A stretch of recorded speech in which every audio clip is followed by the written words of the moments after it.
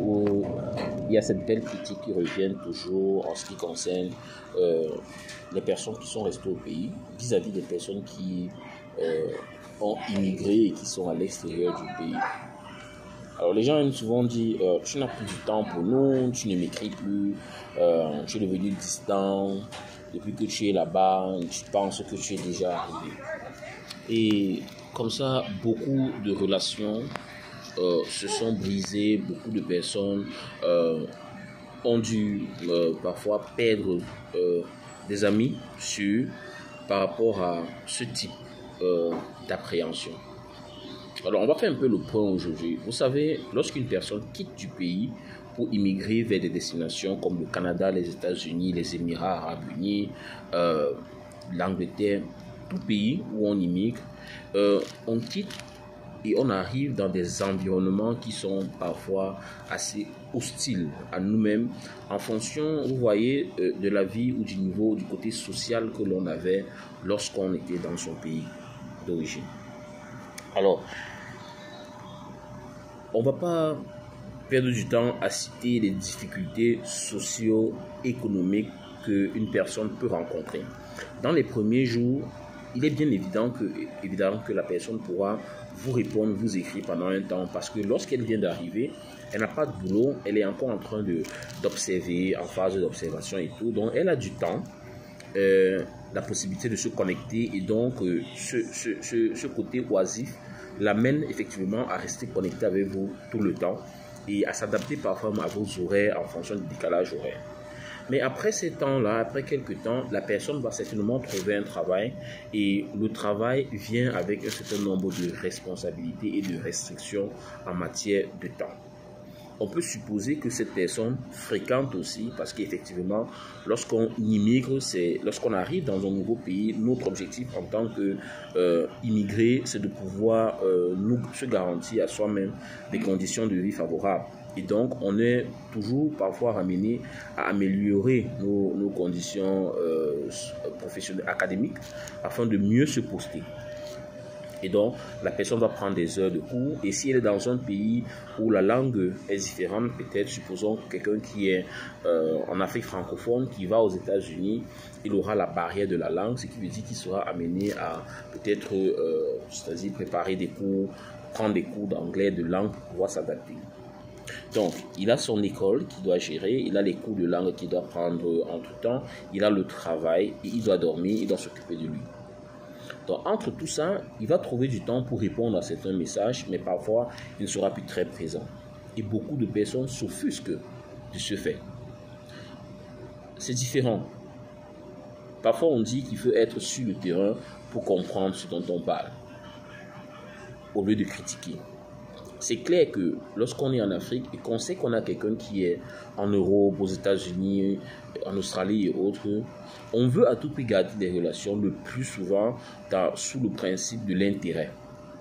On pose des problèmes le plus souvent. J'ai été victime, j'ai connu des amis qui, à moins de 2 ans, à moins d'1 an, c'est-à-dire presque 6 mois après avoir émigré, la personne vous pose des problèmes à la hauteur parfois de 500 000 francs, 100 000 francs et autres.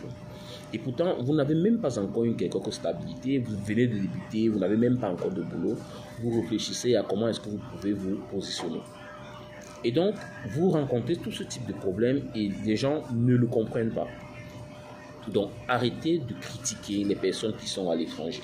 Parce qu'en plus du stress du travail, dur, parce que le travail à l'étranger est dur, quel que soit le pays où vous vous retrouvez, les débuts seront toujours difficiles. En plus de cela, il y a des factures. C'est-à-dire que je prends un exemple de quelqu'un qui est aux États-Unis, même s'il est en colocation, il va se retrouver avec un loyer d'au moins $600. S'il paye par exemple de l'eau et de la lumière, il va se retrouver au moins avec $1000 de dépenses. La voiture étant une nécessité ici, il est obligé de prendre une voiture et le plus souvent, c'est sous crédit. Donc, il a un crédit auto qui doit gérer au moins à $300 à $400 par mois, sans compter l'assurance pour cette voiture-là. Donc, il va se retrouver au minimum avec 1500 à 2000 $ de dépenses par mois uniquement pour les éléments d'utilité commune. Sans compter qu'il doit manger, sans compter qu'il doit prendre soin de lui, qu'il doit se soigner. Et parfois, c'est encore plus grave pour les personnes qui n'ont pas de visa ou bien de papier ferme sur le territoire. Vous convenez avec moi donc que ce n'est pas du tout une partie de plaisir. Il y a un véritable besoin de se situer, d'accord, de s'adapter, de s'intégrer avant de commencer à penser vraiment aux gens au pays. Et mon conseil aux personnes qui sont à l'étranger et qui veulent à tout prix gérer tous les problèmes en Afrique, il faut arrêter ça. C'est vrai qu'au début, on est tous tentés à apporter notre soutien à tout le monde, de montrer notre générosité, mais on est vite rattrapé par les réalités du terrain qui vous obligent à revenir à la raison. Donc, c'est pour ça que nous avons un principe à Eclop Travel. Eclop Travel qui est cette structure que nous avons mis sur pied pour pouvoir aider et accompagner les personnes à une immigration saine.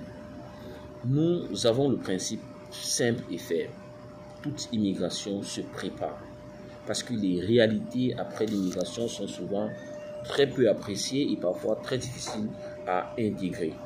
Donc toute immigration se prépare, ce qui veut dire qu'avant que vous ne puissiez quitter votre pays pour le pays d'accueil, préparez-vous, donnez-vous du temps pour pouvoir apprendre un métier de qualité. Par exemple, chez nous, nous formons par exemple en DevOps, en Full Stack Developer, des domaines d'emploi qui sont très recherchés et prisés à l'extérieur. Ça vous prend 6 mois de formation, vous n'avez pas besoin d'un background très solide en informatique, mais vous pouvez vous former et avoir un boulot de qualité, même un contrat depuis l'Afrique.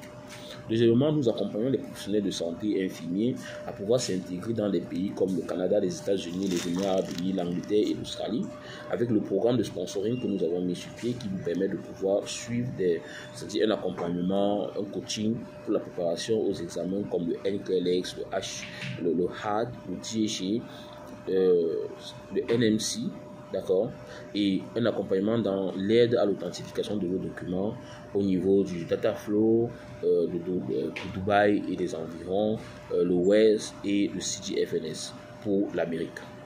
Donc, se préparer, c'est utile. Depuis le pays, vous vous apprêtez avant d'immigrer et lorsque vous immigrez, vous arrivez sur place, vous avez une avance, vous avez plus d'options pour vous afin de mieux vous intégrer et comme ça ne pas vous retrouver face à certaines réalités pour un long moment.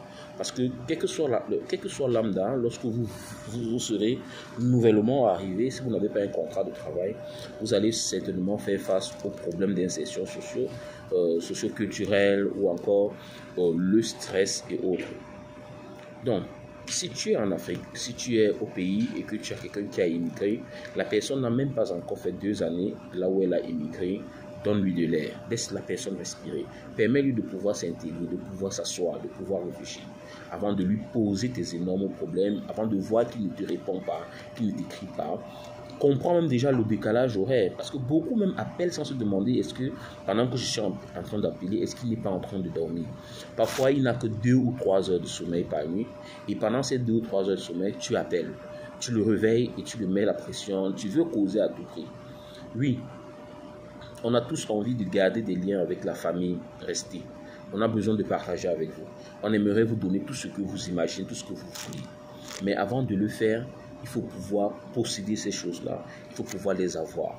Et c'est sur ce plan-là, d'accord, que nous restons concentrés à travailler afin de ne pas vous décevoir vous aussi, afin de pouvoir ne pas nous décevoir nous-mêmes aussi.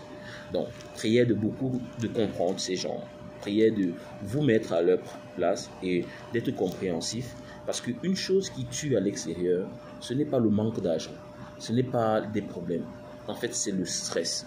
Parce qu'ils doivent dealer entre absence d'argent, problèmes de loyer, problèmes sociaux, mais aussi avec le stress de la distance, vos absences qui leur font mal. Et tout ça, mis ensemble, crée vraiment des situations où on trouve des gens qui ont eu des idées de mettre fin à leur existence à cause de toute cette panoplie de choses que je viens de citer. Donc sur ce, je vous dis très bonne journée et si vous avez des plans pour l'immigration, n'hésitez pas. Sachez que Eclop Travel, on est là pour vous accompagner, on est là pour vous aider à vous préparer à immigrer de la meilleure façon. On ne vous dit pas que l'immigration c'est facile, c'est easy, ça se fait aussi, c'est-à-dire avoir un visa, voyager, c'est une chose, mais c'est s'intégrer après avoir voyagé qui est véritablement le plus dur à cuire. Prenez soin de vous et que Dieu vous bénisse et prenne soin de vous et de votre famille. très bon dimanche.